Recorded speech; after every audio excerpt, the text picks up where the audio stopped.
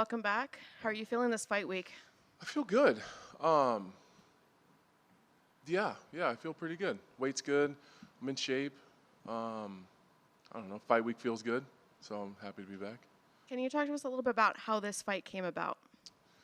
Yeah, so when he was supposed to fight, when Khalil was supposed to fight Dawkins the first time, I think Dawkins got hurt, and they called me initially then. I don't remember where that fight was, but where was it? Vancouver.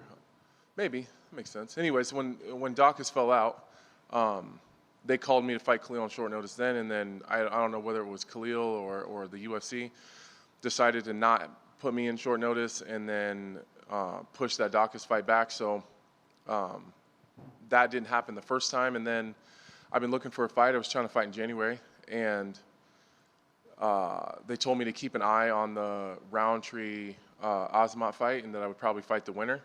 So I already was kind of expecting that it was probably going to be Khalil. And then they said that Osmont was out. They wanted me to fight him in Austin, but there was like 6 days or something like that. It was really short notice, and I said I would take the fight, but I couldn't make 205 that fast. So I asked for a catch weight, and everyone was good with the catch weight, but Dana isn't a huge fan of catch weights.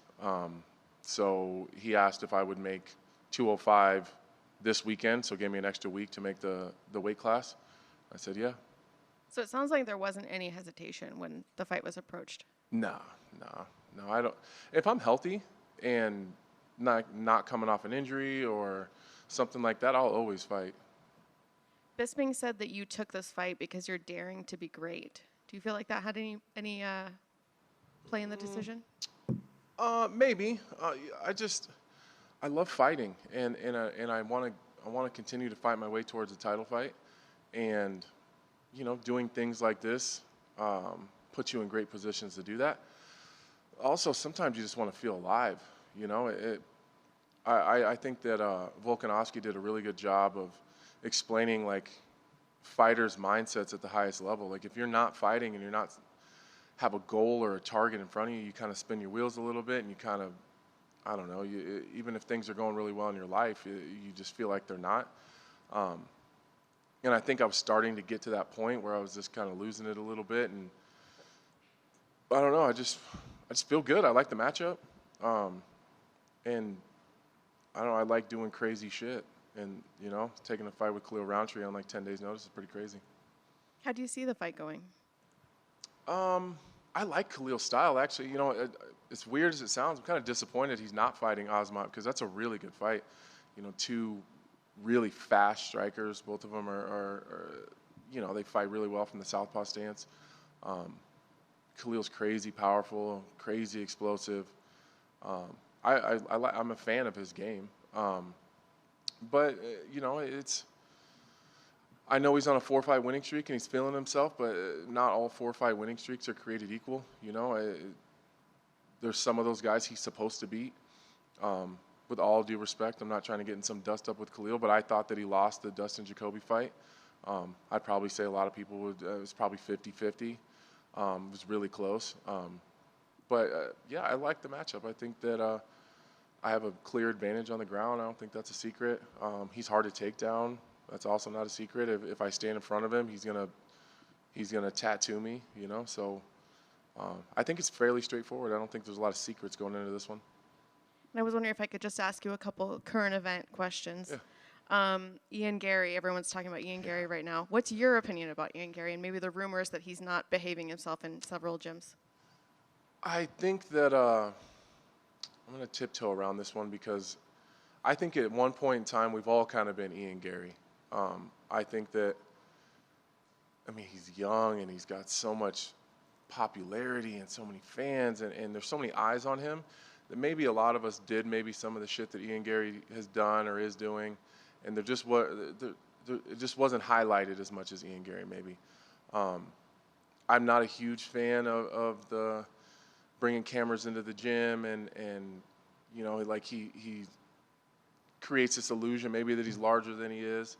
But I get it. Like I understand that he's trying to do really great things and he believes in himself. And I never ever speak on anybody's personal life publicly. It's kind of weird, but you know, like that's their lives. You know what I mean? They can do whatever they want, and he'll figure it out one way or the other. Anytime I've been around him, he's been nothing but respectful to me. Um, his wife has been nothing but kind when I'm around. Ian and I have the same manager, so we do find ourselves in the same places often. I wouldn't say we're friends or hang out, but every interaction I've ever had with him is positive. I will say though, the one thing that I will like be very strong about with Ian Gary is the Neil Magny thing. Really fucking bothers me. But I've known Neil. I've 15 years. You know, like a large portion of my career. I've never seen Neil do anything that I would speak out against. I've never heard of a bad story about Neil Magny. So the whole thing with the kids and it's one thing to like create some drama and create some buzz around a fight, but not at the expense of the reputation of someone that's as good of a man as Neil Magny. That's the one kind of strong opinion I have on it. But other than that, I've had great experiences with him. Thoughts on Alex winning the title? I'm happy for him. I mean, just because I want to beat someone up and I want to take the title off him doesn't mean that I can't be impressed or happy with what he does. What's he got, like seven UFC fights? He's beat 3 champions. That's crazy. A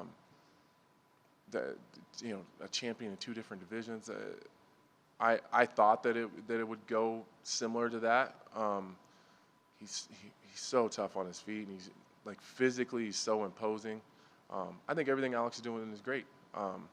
I'd just like to take it from him, but I think both those things can be true at the same time. Last one for me, the most important one. As a Chiefs fan, I got to know, what do you think of the Travis Kelce, Taylor Swift? Is it real? I think it's real.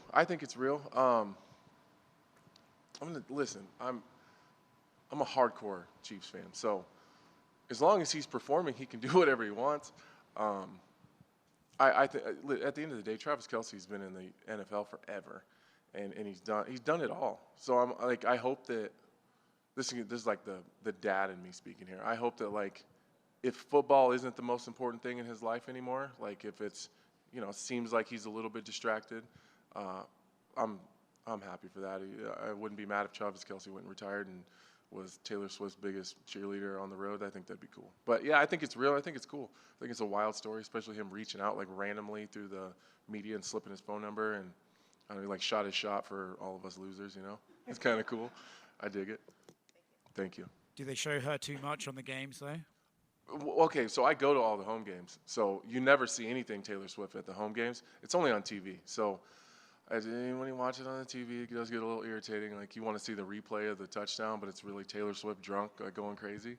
Like I kind of rather see the replay, but maybe a little bit. I know you want that title more than anything else, but to be able to take it off Alex, would that be a nice little extra sweetener for you? I think it would mean more. I think that since John left, it's the title's been kind of playing hot potato a little bit. And really, all I've ever wanted is like my journey to be recognized, So I think taking it off of Alex would validate me. You know what I mean? I don't think anybody could really say anything about that. I think that people would have to respect that. I think it's a tall task. I think it's a really tough fight, and that means something as well. I think that would mean a lot to me. You mentioned John Jones. It just came into my mind. I'm curious what your take is on the whole, like, should he have the title? Should he be stripped of the title and then just fight Stipe for a legacy belt? Like, what's your sort of position on that? Guys, you all know how I feel about John Jones, and I hate when you guys ask me questions where I have to say nice things about him. John Jones can do whatever the fuck he wants, really. Like, he's earned that. He's not been known as a guy that pulls out of fights. He's never, for whatever anybody says about him, he's never strayed from a challenge. Like he's always taken on the next best guy. And I think in terms of him and Stipe, I think both those guys should be able to do whatever they want. I think they've earned it. I think that they deserve it. And like, do we really want to miss another super fight?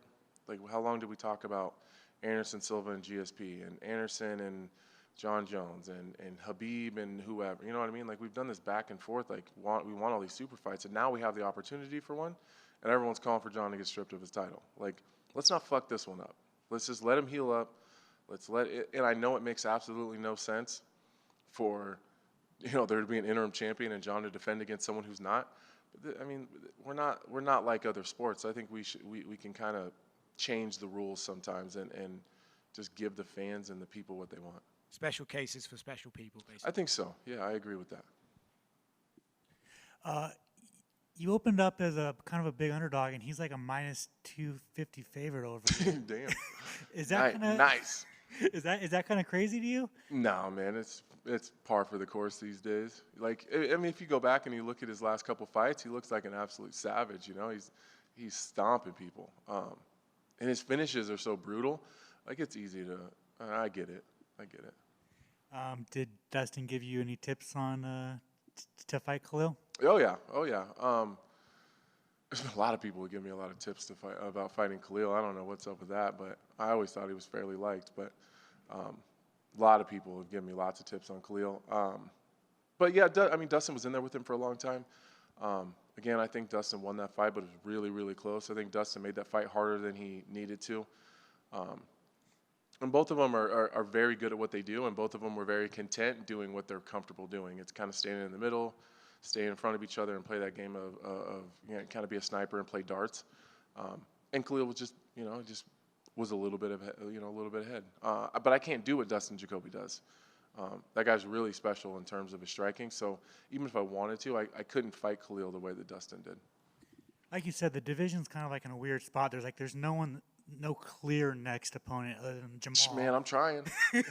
Right. I'm trying, bro. But I mean, so Jamal says he's going to come back, but torn Achilles, who knows when he's going to really come back. But there's a shot you go out there, you do what you do to Khalil. Alex might just call your name, right? So I mean, are you kind of looking at this fight like you win this fight dominantly? Alex calls your name, you're fighting for the title next. I just think I just need to not give him any other option. I know champions always want to feel like they make all the decisions, but if there is no clear contender and I go in there and I look really good and put myself in a position where people start asking for it, then that's the fight. But we got to hurry up and do it quick because we got Ankalaev and Johnny Walker fighting and then Rakic and Blachowicz. Like, let's do it quick, and then hopefully they just want to sign it really fast before those guys fight. And this is a random one. What was the thought process of getting that dream catcher on your back? So my wife is Native, and so my kids are part Native, and they're really, really in tune with their culture. So Christmas and holidays, and like they're burning sage. We go to powwows all summer long, and my mom was always really big into dream catchers, and so they were all over our house. They were everywhere. Every room had several dream catchers in it. Depending on who you ask, dream catchers are supposed to let the dreams through and catch the nightmares, or catch the nightmares and let the dream. You know what I mean? It depends on who you ask, but that's kind of the idea. I'm just a dream chaser and living this wild and crazy life. Thanks, man. Mm-hmm. I know to take yourself out of it, to put you back into like a fight analyst role. Mm-hmm. Just one last one going on, Alex. When you look at his skill set, does he have the skill set to be able to stay a champion when you look at the guys that are right up there in the rankings? Well, there's a couple guys that are going to give him problems for sure. I think Ankalaev stands out. For Alex's style, that's a really tough one. Is he beatable? For sure. Like Alex has got this unique ability to kind of make people fight differently. Some of it is the fear and his power and stuff like that. So I think Ankalaev is a really tough matchup. I think I'm a tough matchup, just my style. He's got a lot of power in tight, but I do a good job of making people uncomfortable. I think if I could get a takedown, if I could get him to a position like Jan Blachowicz, I promise I wouldn't be on his back for 5 minutes without a finish. And Blachowicz is a great grappler. He's just not a huge submission threat all the time. But he does let people get him into some weird positions, so I think I could take advantage of some of those. I do think Ankalaev's a really tough matchup, though. But for his style, there's not a whole shit ton of real powerful wrestlers and guys that are going to grind on him. He definitely has the ability to hold on to it for a bit. Absolutely. And I know you said jumping him into this fight, you wanted to stay active, you want to stay busy. Mm-hmm. Is there benefits that us on the outside, when it comes to a short notice fight, are there some benefits that we don't really take into account? Like when you think of a short notice fight, what are the benefits that you see initially for you? Well, as long as you're in halfway decent shape, there's a lot of benefits. I didn't take the day-to-day 2 and 3 times a day pounding on my body that he just went through. I feel really fresh and relaxed and like excited. Whereas sometimes when you get through a long camp, you're just trying to fucking get through it. You know, you're just trying to, like, fight weeks there, and you're like every day drags, and you just want the fight to be there and hurry up. Like, I'm not in that position mentally where I'm just wishing that it was over, you know. Maybe that sounds like it's not that big of a deal, but it absolutely is. I think just mentally, I'm probably in a better place. Maybe not a better place than he is, but I'm in a great place. Just there's a lot of excitement for me and like anticipation and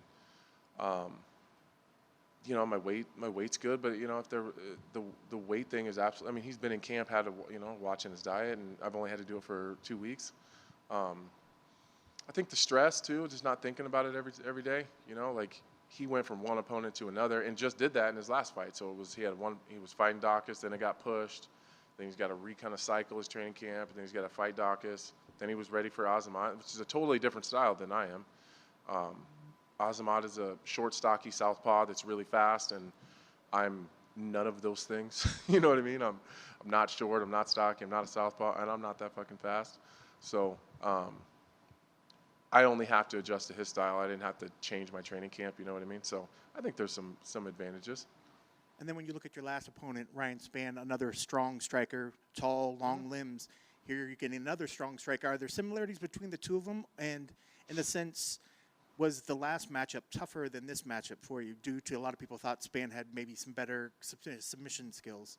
Well, they do very different things. I think that in terms of like their killer instinct, I think that especially going into the second fight, I think Khalil's going to be more willing to get into a firefight and engage, whereas Ryan Spann did that one time and it didn't work out, so he was a little more tentative the second time. To his credit, he made a lot of really good adjustments in that second fight, and I thought he fought really well. I thought Ryan Spann grew a lot in our second fight, just mentally. You know, Ryan hasn't always been known as the guy that can fight from behind and come back and swing the momentum the other direction, and he was really battling at that and trying to fight his way back into it. Which I don't know. I think that although it's a loss, I think he probably learned a lot about himself in our last fight. In terms of, yeah, I mean, it's another big scary black guy that hits hard. You know what I mean? It's they are very similar in that aspect as far as just their athleticism and their speed and the things that they can do. I don't suspect Khalil is going to be jumping submissions or looking to grapple. I hope so, but I don't see that happening. But yeah, there's definitely some similarities. I think power-wise, they're very similar. And you kind of mentioned a little bit earlier about wanting to stay busy, but you're fighting backwards. Is there, in a sense, is this kind of a no-win situation because you're taking the risk of fighting the guy with a lower rank, or if you get a win regardless, does that matter? The rankings are for people on Twitter and you guys. You know, like we don't really pay attention to that too much, and to be very honest, the UFC doesn't really pay that much attention to it either.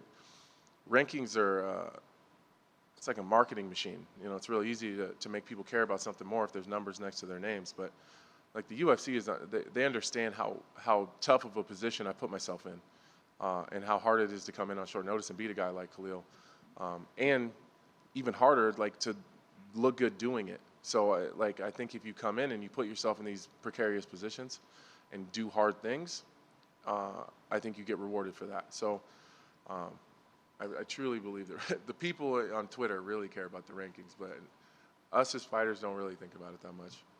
Last for me, I guess, your keys to the victory. What needs to happen to make sure you get your arms raised on Saturday? Pressure. It's pressure. If you let Khalil Rountree sit back and be super comfortable and stand in the middle of the octagon and kind of dictate the range, you're going to have a long fucking night. It's going to be a real bad night. So you got to put pressure on him, not just physical, but mental. You got to make him work. You got to make him think. You got to put him in positions mentally and physically that he isn't expecting. There's nothing worse than ending up in a fight that's harder than you thought it was going to be. And I get it, man. I read what people say. I know what people are saying about me, that maybe he's done, maybe he should go hang out at the desk, maybe his better days are behind him. You can't be an opponent that's standing across from me and not hear it too. So is he mentally strong enough to ignore that and look at the tape and look at what I've done and how long I've been around and the things I'm capable of and identify me as a real threat? or is it like, oh, this is the old guy that, you know, he's 1 foot in, 1 foot out? Because if that's the mentality he has, it's going to be a really long night for him too. Is that how you feel? I'm not on Twitter all that much. Is that what you feel? Are you feeling that's what a lot of people say about you out there? Are Oh, you yeah. coming in there with a chip on the shoulder a little bit to prove? some of these Absolutely, people? absolutely. I listen. I get it. Like sometimes I go in there, and I have an off night. Like sometimes I let guys sneak behind the wire sometimes. You know, like if it's not that I've never put the work in or that I'm not always in training or that I'm not physically prepared. Sometimes I think I take my eye off the ball. You know, it's like I think Johnny Walker is a great example of that. You know, that I don't think I gave him not that I underestimated him because I know how dangerous he was, but I think I just didn't think about him that much. I just went into practice and did my thing and I left and then I got all this, you know what I mean? I got a lot of stuff. So I just didn't think about him that much. And sometimes that happens to me where I'm just not as focused on the individual person. And you know, the results show what they show. I get a little bit, I think if I'm indifferent to someone is when I get in trouble. Like if I really like you or I really don't like you, then I think I have my best performances. But if I'm indifferent is when I get myself in trouble and I don't know, I just lose focus a little bit. And, you know, Dan Hardy and Kenny Florian have been long saying that I'm the guy that gets in the middle of a fight, and if it's not crazy enough, I get bored and distracted. And I mean, I don't think that they're necessarily wrong. But Khalil's not that guy. You know what I mean? I think that's what's exciting about this one. Like, you can't take your eye off the ball with a guy like this. He'll take your head right off your shoulders, which is why I wanted this fight. Like, that's exciting for me. That fear factor, that, you know, that real weird pit in your stomach right before you walk out, like, that's exciting for me.